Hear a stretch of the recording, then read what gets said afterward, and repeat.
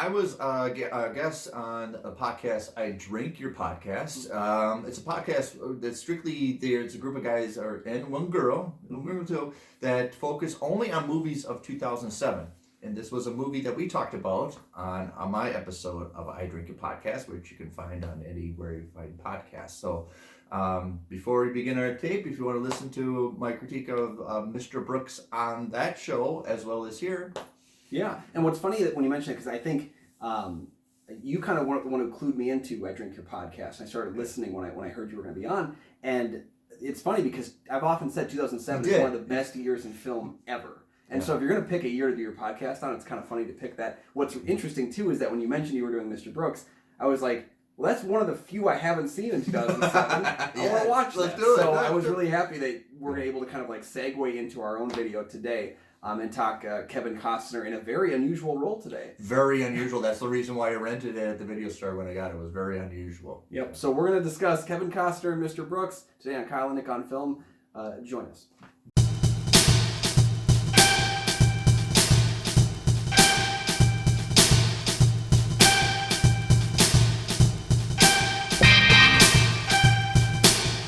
All right, welcome back to Kyle and Nick on Film. I'm one of your hosts, Kyle Goethe.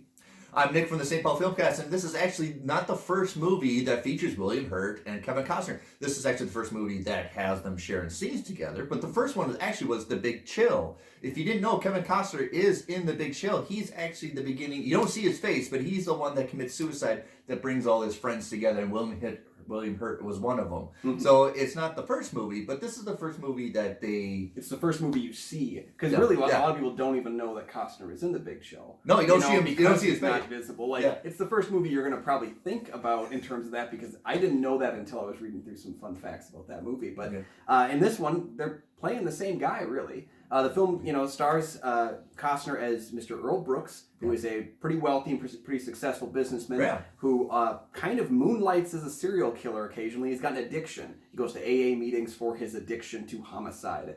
And William Hurt plays his alter ego, Marshall. And basically he's just trying to cope with his addiction while being followed by a passionate cop and being kind of blackmailed by a potential protege.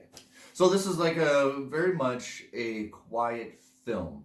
And when I'm saying it was quiet, because a lot of the interactions that you really like in this movie is with William Hurt and Kevin Costner together. And I think that the deceiving point I brought up on my episode is when you're writing and you know those are going to be quiet, that you want to amplify the subplots. And the subplots is something that I think distracts from what I really wanted to see, which more Mr. Brooks. The film's cardinal sin is stuffed. This is why I like turkeys on Thanksgiving without stuffing. It's because I just like the lean meat. But like the overstuffed plot here, some of those subplots just don't. You feel like as you're watching them that they're supposed to be going to something big. Right. You kind of, when they spread out these plots, you're like, this is going to come together really interestingly, isn't it? And not all those subplots really have any bearing on the plot whatsoever. No. Like what I wanted to see was Mr. Brooks and dealing with his condition, dealing with his addiction and what he's moving through and trying to kind of work his way out. Because really that's all he wants, is he wants to be done with it. Yeah. And he just can't stop. One of the things that well documented, especially if you research serial killers and FBI and true crime, is a lot of serial killers divorce themselves from accountability and responsibility for their actions. Like Son of Sam blamed a dog, John Wayne Gacy blamed his orientation. So a lot of them don't divorce themselves from any accountability. And this is Mr. Brooks kind of divorced himself from any accountability, is this imaginary person named Marshall. And the name Marshall, if you do a simple Google search, Marshall means bring together, effective way to argue. And Earl is his name is Earl, is like a noble ability, but Brooks, it's a stream. So you get the nameplay here, but you understand that Marshall is not only a enabler, but he's actually kind of the teaser a little bit. Yeah, you would almost assume that these could be two separate beings when they're having their discussion, because they are arguing. It's almost like they're two lovers that are just like that cannot seem to come to an agreement on things. And Marshall is more convincing, as William Hurt often tends to be in his film roles. He's a very convincing guy, and I love the fact that he took the role because he liked the idea of a guy going to AA meetings for his addiction to homicide, which is a very interesting kind of idea, one that you don't see as often played out, or when it's done, it's usually done in a pulpy sense, where it's kind of trying to be a send-up. This takes it a little bit more seriously in terms of that. I really liked his interactions with Marshall. I need more of that. Yeah, I think that's the best part. And I like how you pointed out that quieter moments in that literally it's almost like you pause the scene so that they can have a conversation. Yeah. And like you look back and this person's waiting to be answered, and it's like I actually think that's pretty effective in kind of like diverting you from the attention of what's going on in the actual scene physically and what's going on in his head. Yeah. I would have liked to have seen more of that and how they could have played with that. And there's a few times when they break that rule where he's having the conversation with the person he's like in the car with while he's talking to Marshall behind him, and it almost it breaks a few of its own rules, but not enough where it's really like hurtful to the film. So it doesn't really hit you over the head to explain that the Marshall only exists in Kevin Costner's head. So when you watch the movie, it initially is like, what's going on for a second here? But I like the beginning. The beginning is actually interesting because he's looking at himself in the mirror. Mm-hmm. And cinematographers love to play with mirrors, love to play with glass, and there's a lot of glasses, a lot of mirror reflections, and of course of looking in and voyeurism, a little bit of Rear Window involved with this movie. Yeah. Definite send-ups to it, homage, if you will, to like, the idea of voyeurism. I mean, this film could have been directed by De Palma. The voyeurism that we get in the film. Yeah. In that he likes to watch what's going on before he takes the kill. We get our protege, Mr. Smith, played by Dane Cook, who likes to watch as well, but he watches in a different way. He gets off on some of the things that he watches. And then you got the people that are being watched enjoy being watched. Yeah, especially like the victims that we see at the beginning of the film. Yeah. They're clearly doing this because they like it. And that causes kind of the whole like tumble of the film to start picking apart. Basically, Earl Brooks's life, he makes one bad call, and it's kind of like if you're a sober person and you make a mistake. Sometimes it's that one drink that you make the mistake that can unravel everything. And he makes one mistake during this mistake. Yeah, and that's the one that Marshall finds out before he does. Yep. Which is like an oh no. But there's also little pepper things that I do enjoy about this movie. Like Kevin Costner, being a serial killer, after he does a kill, there's a sense of orgasmic euphoria. And a lot of serial killers talk about after they kill, there's a sense of calmness, a sense of deflatedness, because they've been building up almost to an eruption, and after that it's almost an exhaustion afterwards. A sense of calm. It's disturbing to see Costner do that too, because he is we're not used to it, right? I mean, he's done some villainous stuff before, but like he's very rarely the villain. And even in this film, I mean, we follow him, but he's pretty villainous. Yeah. Which is an enticement. He gets off on it, and then also to the intimacy of like he knows it's wrong. Like there's that moment where he's naked burning the photos, and he doesn't want to. You could almost see that sexually, but I kind of saw it as like naked as a child. Like he is literally like stripped down to his barest meat, and he just doesn't know how to stop. And almost, I think, like he burns his clothes, like any evidence. Yeah, he's very calculated too, and that's the Earl side that basically made him a successful. What is it, box company? A box, yeah, which is box company. Fantastic. Which is like we talk about is like he's not fitting inside a box. He's kind of. Yeah, what he wants to. He wants to look normal, right? Yeah. Fit into a little. I mean, like his role is very, no disrespect if you own a box company, it's a very boring sounding job description. I know. The person who's seating after him is Demi Moore. She's on the case. She looks like has a little history working with him. Mm-hmm. And she has a little bit of background that gets flushed out a little bit more than I wanted to and really, really cared to. She's going through a messy divorce. I thought she was smart enough to get a prenup, but she did not. Well, I think if you have, like, it's common knowledge as you learn in the film that she's got a lot of money that she's kind of inherited. More than makes why wouldn't you do a prenup? I mean, yeah. So she's going through this messy divorce and is kind of sidetracking her investigating the thumbprint killer? So the thumbprint killer is Brooks, but then she also has the hangman. Is that what his name is? I believe? Yeah, I think so. Another kind of killer that she put away. Something like a rival killer. Yeah. And that's the biggest problem with her. Her character is the most noticeably flawed throughout the entire film, because the film tops out just over 2 hours. It does not need to be 2 hours, and a lot of it's attributed to that subplot's very uninteresting with the divorce. It doesn't really calculate to a whole lot in the film. You almost feel for a moment like, oh, I see how this is going to fit, and it doesn't really do anything. Even if it does fit, you're like, who cares? And the subplot with the hangman is even more noticeable because it's almost like it's in the wrong movie.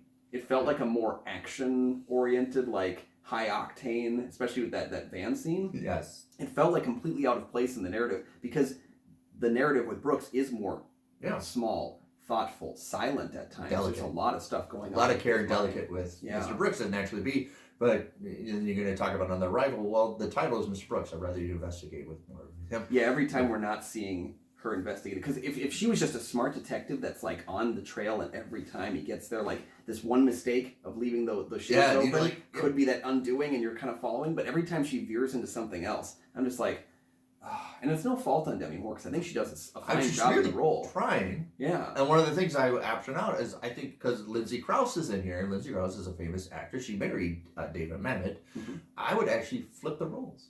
Okay. I would have Lindsay do this. She's almost relative to the same age as Kevin Costner. A little more extreme, that she's a very accomplished actress. I would actually flip it and have Demi hound her. There's something in my notes. It would have been a very interesting movie to have Lindsay play that role. Yeah, I think the way it's written right now, I think Krause could have done a more like capable fit in the film. But I think if you skim away some of these subplots involving her character that we just don't care about, I think Moore is perfectly fine for it. And I think, Krause could have done it as well. It's just that there's too much going on with her, and the movie's not Mr. Brooks and the detective. The movie's Mr. Brooks. Right. And then we get Mr. Brooks and the detective, which we want to concentrate on Mr. Brooks. And the movie does a very well job of actually caring of Mr. Brooks getting caught. You don't want him to get caught, even though he's a bad guy. You're like, oh, yeah. And, well, Mr. Brooks has a daughter. He has a family. And this is another one of the subplots that just kind of feels like an ex machina. This subplot... Pregnancy, ex machina, all of a sudden, I don't want to go to college, ex machina, yeah. So everything going on with the daughter, I think it works in how it relates to his journey. It's like, I felt the hero's journey. Hero is a fun word for Mr. Brooks. Yeah. The hero's journey for him in the way that he tries to overcome these different stoppers to his completing his mission, basically, is pretty well put together. Yeah. It's just the believability, whether or not you believe them. And I think the way that they utilize certain plot points with the daughter don't hit as perfectly. And some of them feel like they take up too much screen time, where it's like you could very simply just get to it and move on. There's one scene that we talked about it on Drinking Podcast that I would just cut out. It's the whole mooring scene that just seemed forced. Obviously they're just standing on their mark and saying their lines, and it's all about they're keeping the pregnancy. And it just doesn't have the natural flow. It does. I mean, if you take it out, I think it's a better movie. Not to mention with Danielle Panabaker, who plays the daughter, her interactions with her dad are the warmest ones. When she quits school, she tells her dad. Why would she tell her mom that she's pregnant first?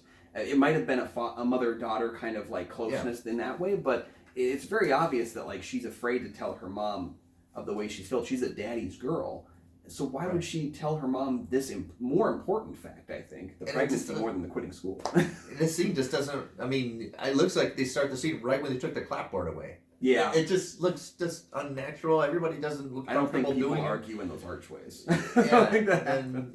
So a lot of the things we talk about, it's definitely a flawed film. And I don't think it's a bad film, but there's definitely a lot of flawed films to it. Mm-hmm. Then one of the flaws is the editing gets hooked up. The editing is bad. It's really because you have the scene of Demi Moore being served divorce papers, and she shouts out this exposition, and all of a sudden cut, and we have this, or where we're going next, and it's like we just put it in there. It doesn't really fit, and I don't like the cuts, and they try to make it cut like a serial killer, like slice cuts. Yeah, it doesn't really need that in here. It doesn't, no, and there's obvious places where the editing works. I think when she's retracing his steps at the house at the crime scene, that's pretty cool because they utilize again a different color scheme with the flashback moments where she's like, she trips over the phone and she realizes he didn't, so obviously there's something like I liked how she was putting together the pieces there. She seems like a very smart, capable detective, obviously not smart enough to sign a prenup, but I just think like those parts are edited well. But then you get that action scene near the end with her and the hangman and this other person where they need to amplify it. Felt like a 2000s. Like, it felt very obviously an early 2000s action scene with the strobe light thing. Yeah. It didn't work at all. So, like I said, what works, I really do enjoy. But what doesn't work, I really have a disdain for. Yeah. And that's the problem with it, is that we're actually supposed to bring all these pieces together for one final thing. Mm-hmm. And everything seems like force. It seems ex machina, all of a sudden you don't have any, I took the pin out of your gun, which you never really explain how the heck, Well, and we didn't talk much about the protege of Mr. Smith working with Mr. Brooks, and Dane Cook is a very funny comedian. I've seen him live before. He is very, comedic for a certain group of people. I don't think he nails drama at any point in his performance. It's just he just hasn't shown the chops to do it. And the problem is he's more noticeably hampered when he's paired up with a Kevin Costner. Like when he's got all these scenes with Costner's giving a little bit more of a silent portrayal, then you get him as Mr. Smith. It's just doesn't flow. It never really works. Like the performance never really takes off. I think it's an interesting idea, the fact that like he's seen him, he has evidence on him, and rather than go to him. But yeah, and that was the part I thought it was going to be, that he was going to go to the police. I thought that was the plot of the movie. Right. Yeah. So when it happened so early on, I was very interested in where we were going to take Dane Cook's character, and it ultimately doesn't really get there. No. And it's probably the most fully realized plot in the film is him and the protege, more so than him and the detective. And of course, if you want him, he's bringing on the protege for selfish reasons. Mm-hmm. And even though he's trying to sell it that maybe I can hand the keys to you, he's trying to think that Mr. Brooks is thinking about his legacy, the possibility that his daughter is also a killer.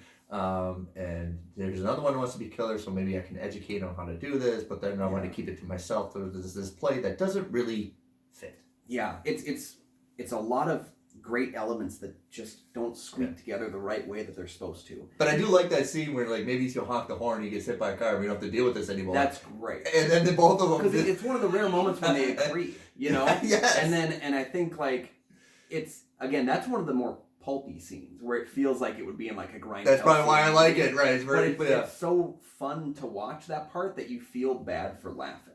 Right, but you understand why they're probably being together for a long time, probably since childhood. And that's the other flaw of this. You don't really get a background to Mr. Brooks. You don't know when he started killing. He talks about he's been doing it for a long time. Well, what's a long time? Age 5, 6, or 7, He's never been caught.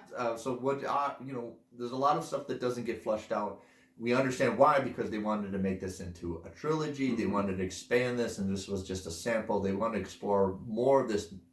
And then that's probably why we don't get a lot of Mr. Brooks. This was kind of the introduction. And I explained why we probably didn't get a sequel to Mr. Brooks. It's very similar background to like Dexter. Mm-hmm. When Dexter came out in 2006, it was a phenomenal success. And this is a little more in the same ballpark, but they didn't think they could compete with Dexter. Yeah, and I think the film had a bad release in that sense because it's compared to Dexter. It also didn't do terribly well at the box office. It may have cracked like even. Probably broke even with $48 million on a $20 million budget, which, as we know, you need to give half your money to the theaters, and then you got to pay for marketing, which isn't included in the budget. So it may be cracked even. And what intrigued me to watch it was Kevin Costner playing a bad guy killing people, which Kevin Costner fans are not immune to. He's been playing a lot of vanilla protagonists, mythos characters like Untouchables, where he's constantly the overwhelming bad guy that probably drinks milk and eats cookies during the day. And then he's going to do this. It turns off a lot of Kevin Costner fans. Mm-hmm. That's what actually interested me initially until I had spoken to someone at work who rented the film, and he was like, I didn't like it. So I didn't watch it then. But for me, you say like it was supposed to be the first part of a trilogy. I'm going to say right now, because we're almost near the end of this episode, this is going to be a bit of a spoiler here. So if you haven't seen the film, pause now, go check it out, then come back. The initial ending to the film was the daughter, Hannah Baker killing him. The daughter. And then the sequel was supposedly going to be Miss Brooks, and it was going to be her. Yeah. So I'm wondering, would we have ever gotten more on him and Marshall's backstory if it was going to be a trilogy? Because he wasn't going to be in it. Right. Clearly, and we always talk about trilogies. You always go back to the first one. Yeah. So maybe like would the first... it have ever mattered if like the fact that we didn't get that background? Because I agree with you. That's the background I wanted. Is like. Yeah, I wanted to know, when did this start? When did Marshall manifest himself? How did he get so good at pottery? Yeah. There's a lot of elements to it that are very interesting, and I don't even know if a sequel would have ever actually broached it because he would have been dead at that point. Yeah. Thankfully, they made the right choice making it a dream, because I thought the way it ended too, I was like, wait, Hannah Baker stabs him with the scissors, and it's a really blood, and he does it in the home. I was like, if that had been the ending, I would have been mad, because it's a very bad ending. So I'm happy it was turned into a dream. There's your spoiler, everyone. I think like it's better if you had followed Mr. Brooks for 3 films. And I think now that Dexter's coming back, do we see a Mr. Brooks too? Right. They talk about it a lot. Because Kevin Costner, and a lot of the crew actually comes from Kevin Costner's production company that he worked with, Dances with Wolves, like Second Units.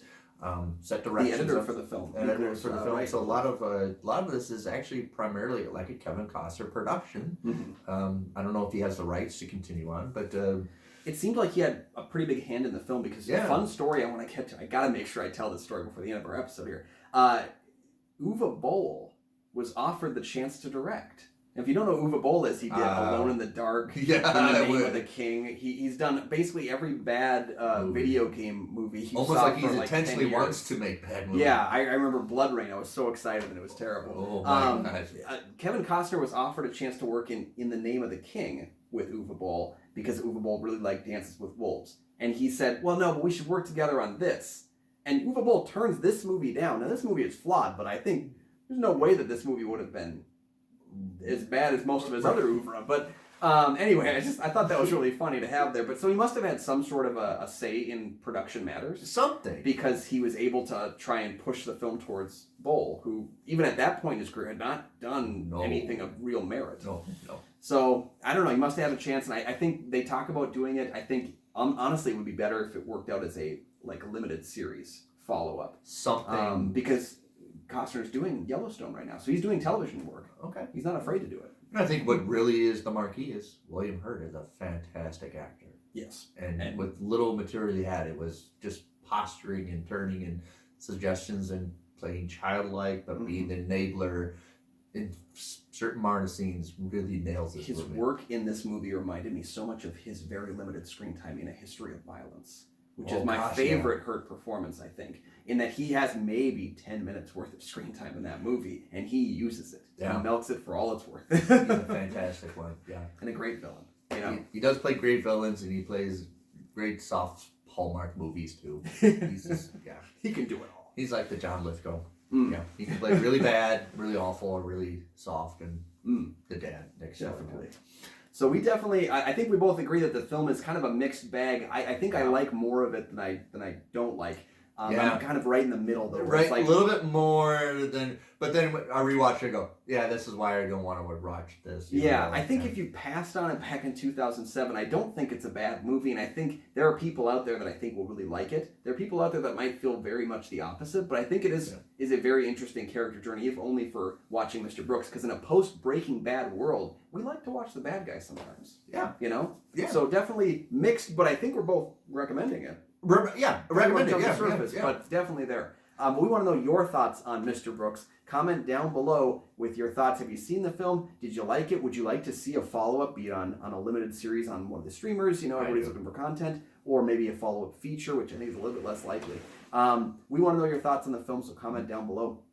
You can also like this video. You can subscribe. You can go on our Patreon. The link's down in the description. And that way you guys can help pick some of the different films we're talking about. I love season 3 so far of our show, Nick, because it's a bunch of weird stuff. Yeah, we're really going over. We're right, yeah. So I'm really looking forward to the stuff that we pick, but I'm even looking forward more to the stuff that you pick. And you can check out Patreon to see how you can join the team. I'm Nick for the St. Paul Filmcast, which you can find on iTunes, Stitcher, Google Play, Amazon Radio. Yeah, you can find all my film reviews on goatfilmreviews.com. Definitely, folks, stay away from killing.